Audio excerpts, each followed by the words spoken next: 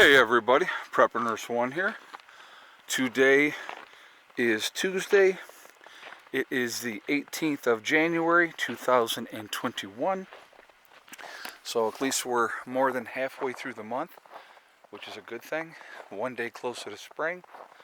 Looking forward to that, I can tell you. Alright, so in this video I wanted to... So Joe from St. Bernard Acres had done a video talking about why he did not think it was a good idea for people to form groups and stuff like that, and how it was just him and his family. And I had a couple of my subscribers, message me and say, hey, look at this, because he was talking directly about what I'm doing and stuff like that too. So I kind of wanted to make, not a rebuttal video, but talking about that. So first of all, let me just say this. Joe and I talked already. I did not take his video as any kind of personal attack or anything like that. I didn't take it that way at all. Me and Joe are friends. We've known each other for a long time. And, he is entitled to his opinion, even if he's wrong. So, anyway, wanted to bring up some points that he made in the video. We're going to talk about those. And, as you guys know, I'm a very, very strong advocate of putting together a group of like-minded people that you plan to work together with. If you guys go and watch the video that Angry Prepper put up the other day, and I believe it was Letters from Sarajevo, and it was a gentleman, I believe, or Bosnia, I'm sorry, I think it was Bosnia. And it was a letter of a gentleman that survived the conflict in Bosnia. And it was really, really very educational, very, very educational. And the reason that he and the majority of his family members survived that situation is because there was about 15 of them, and they worked together security-wise and everything else. And he really goes into great detail in that letter. And I just thought Angry Prepper did a really good job talking about that and stuff like that.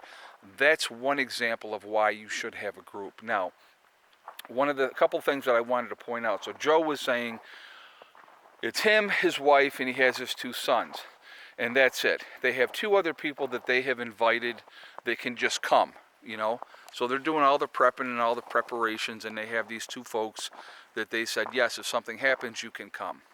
All right? And then, he may work with some neighbors in that area of Ohio where he has St. Bernard Acres. A couple of points that I wanted to point out. All right? Number one, and I actually talked to Joe about this too, which I thought was funny. I had talked about this a little bit in my members-only, Hardcore Prepper members-only live stream last night. I said, one of Joe's sons is a truck driver. If his son is, let's say, on the West Coast driving, SHTF happens, there's no way that he's going to... Hold on a second, guys. Hold on. This thing is not in here right. Okay, I'm going to hope that that doesn't pop off. Let me make sure that's still recording. Yes, it is. Okay, I'm just looking at that going, I don't know what happened there. But anyway, sorry, the batteries are not holding in there very well. So I'm actually just going to do that and hold it like that. So anyway, I said if his son is on the West Coast delivering, there's just no way that he's ever going to be able to get back home. Just not going to happen. So now you're down one member of your group to begin with. Joe is also older, and he's recently lost a lot of weight, which I told him very much congratulations for doing that, getting in better shape and stuff like that. But at the same time, you can't stay awake 24 hours a day. You can't do everything that needs to be done. Keep security watch and do all the things that you're going to need to do unless you have a group of people. Now, one of the things that he had brought up was, what about my group here in New York? I'm selling my New York property, and now the people that have supplies here, Brian, who has his camper over there, he goes, now they're out, and then they have to just get their stuff out of there, and then where are they going to go? They have to now start over. So that was a point he was making, that the homeowner or property owner can up and leave and move at any point in time. All right, I'm making this move because it's better for us overall. So that's the reason that we're doing it. Number one, is putting us in a much, much better situation. Now, I will say this. I have talked to Brian, who owns the camper, and he has been invited to the group to join the group in West Virginia if he so sees fit.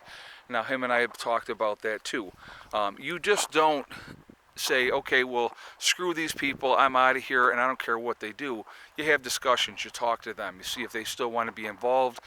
It may be too far of a distance for them. Brian lives closer to the Pennsylvania border, so the distance wouldn't be as far as like from with me driving, from here to West Virginia. So that was a point as well. But again, my overall point is, like I said, and I respect Joe. Joe has a right to his opinion, and that's perfectly fine. I don't always have to agree with his point of view. He doesn't have to agree with mine, you know. But I'm looking at the big picture of things. And I feel that if you have a well-organized group of like-minded people willing to work together to do something for the betterment of everybody in that group, I will tell you this right now. Moving to West Virginia, now I did say that when I was coming here. Let me just be real clear. I said when I come here, this is my last move. I'm not moving again. I'm staying right here. We have been here over 7 years now. June would start the 8th year here at the homestead, okay? Plan on being long gone by June. But anyway, opportunities come up. If you don't take advantage of those opportunities, I would say that you're crazy, because we're putting ourselves in a much better situation, a much better chance long term to survive whatever's coming. A larger piece of property, a more isolated piece of property, a property that has a tremendous amount of potential that can be used, and those type of things. And so that's what we're doing, and that's why we're doing it. And and Joe even said, he goes, I get it. He goes, if you want to get out of New York, he says, I totally understand why he wants to get out of New York. There's a myriad, folks, a myriad of reasons to get out of this state. One of them would be this wonderful weather that we have up here in New York State. And you get tired of it. The older I get, the more tired of it that I get. Can't stand it. Just had enough of it. But the reality is you have to do what is best for you and your family. Now, if you have a group of people, so now when I do go to West Virginia, that's where I plan on staying. I don't plan on moving again after that, because I'm in a better location and stuff like that. Now, if I can pick up more land around there as time moves on, absolutely, I'm going to try to do that. Absolutely. But you just don't know. You know what I mean? You just don't know. So those are things that people need to think about as well. And, it's just, there's always going to be, again, everybody has a different opinion. Everybody's going to think differently. Not everybody's going to be the same. I think sometimes, and this is just my take on it, and this is not a slam against Joe or anybody else, so don't even take it that way. Sometimes people, when they are afraid and they're questioning their own decisions that they have made, they will lash out at somebody else and say, well, they're wrong because of this. Now, like I said, I'm joking around saying that, with the whole Joe situation, that, he's wrong. And so, I'm joking around with that. But, it's like I said, it's his opinion. He has the right to his opinion. Now, I'm not saying that he's, saying those things because he's questioning his own judgment of his own decisions.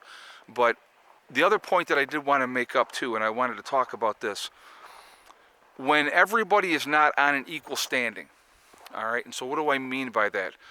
In Joe's video, he talked about he has 2 people that he told, come here if something happens. But if his family has done all the preparation, and now you have these 2 people show up, what happens with that? There's going to be resentment because they didn't put in like we put in. That's not fair. We don't owe them, okay? If you have a group and everybody is expected to have XYZ minimum amount of supplies on site at all time, it makes the playing field even. Nobody can say, well, I put in this much more food than anybody else, so I should always make sure that I eat and, blah, blah, blah. If everybody's putting in the exact same amount, now if somebody wants to have more than that amount, they're more than welcome to do it. I will have more than the minimum. That I mean, that's just, I'm taking everything that I have with me. So, I absolutely will have more than the minimum, but that's okay, and I'm thinking, like I said, for me, I think big picture. I think, one of the other things that Joe had mentioned, but anyway, what I'm saying is if you don't have that equal footing and everybody has a minimum amount that they should have on site, there's going to be resentment, there's going to be hard feelings, and why do they get to eat? Because they didn't put in as much and those type of things. So if everybody's the same and you have that collective amount of food that it's utilized by everybody, then there can be no contradiction or no strife. Now, if you have your own cabin and you decide you want to have extra food in that cabin, you can go ahead and do that. That's perfectly fine too. There's no issue with that. So the other thing that I wanted to talk about real quick, he said something else. Hold on. I'm trying to remember. I just had it, and I wanted to finish that point and come back to it. So hold on a second. Let me see if I can remember what I was going to say. Oh, I know what he was going to say. So one of the things Joe had said, what if I have a group member, all right, and they're a family, and SHTF happens, but now they bring their sister and their kids. Am I going to turn them away? Now, again, not a stupid individual. At least I don't think that I am. Definitely plan for that contingency. And so I'm letting people know, if you think you may be bringing other people in here, if something happens, family members or somebody else, stragglers, whatever the case may be, you need to prep for them as well. So each person is going to have a minimum amount of food that they need to keep on site, a minimum amount of ammunition, a minimum amount of whatever else we decide that they need to have on site, okay? And again, here's the beauty of this, guys. If you are not okay with any of that, you don't have to be part of my group. Isn't that beautiful? So if you say, well, that's not right, and they shouldn't be doing this, or they shouldn't be doing, you don't have to be part of it. That's the beauty of it.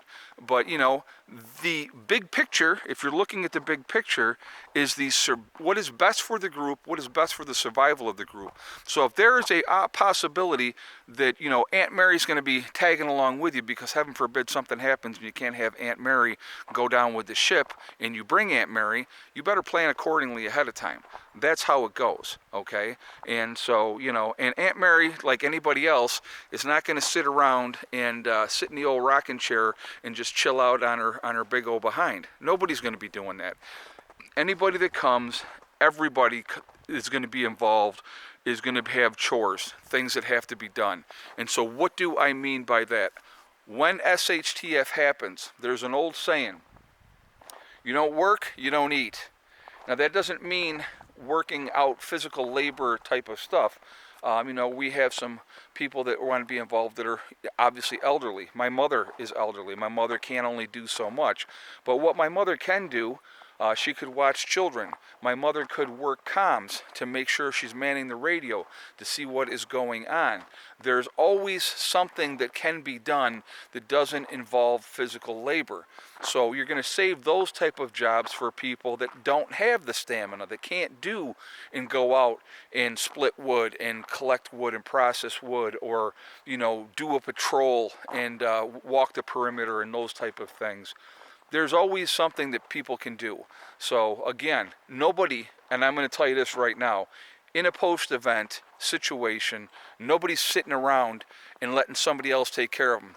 My situation with what I'm doing, what I'm putting down there together, it is not a welfare state. There's no free rides. So you carry your weight or you don't eat. It's real simple. Now don't get me wrong, people are going to get sick. There's going to be issues. You always take those things into consideration. You don't expect somebody to do things when they're ill. So, you always have, like I said, you have to take that into consideration. And again, that's why, again, you have a group to pick up the slack for somebody that is having issues, okay? So just a couple clarifications, like I said, and again, Joe and I have zero problems. We just talked actually yesterday. I told him I was going to be doing this video. I told him I would be doing this video today. So, just kind of making this back and, talking about the situation. I see holes in Joe's plan. and I'm sure he sees holes in mine, and that's okay. But you know what? Here's the beauty of this situation. Joe and I can get on the phone and we can talk and we can agree to disagree on the dynamics of how we're planning on doing things. But at the end of the day, we're still going to be okay with each other. We're not going to have an issue with each other. I did not take what Joe said as any kind of personal attack. He has the right to his opinion. And he can think and do whatever he wants to do. He has his property. I have my property. If he thinks that he can survive long term with just a couple of people trying to do everything, I say good luck to him. The reality is, if a larger group of marauders comes through and they have bad intentions, you're only going to get so many of them, and then they're going to get you. But if you have a larger group and you have people working together, you make it much more difficult for that roving band of marauders to come in and take what you have. And if the cost is too high for them, they're going to go on to easier pickings. That's a reality, okay? In a post-event, people are going to be evil. And they're going to be evil because they want to be. So that's something to think about too. I want to try with my group to keep things as normal as we possibly can, to still care about each other, to look out for each other, to have that unity. All right? If you think a post-event is, people get this delusional fantasy that it's going to be awesome, great, and stuff like that. It's going to suck.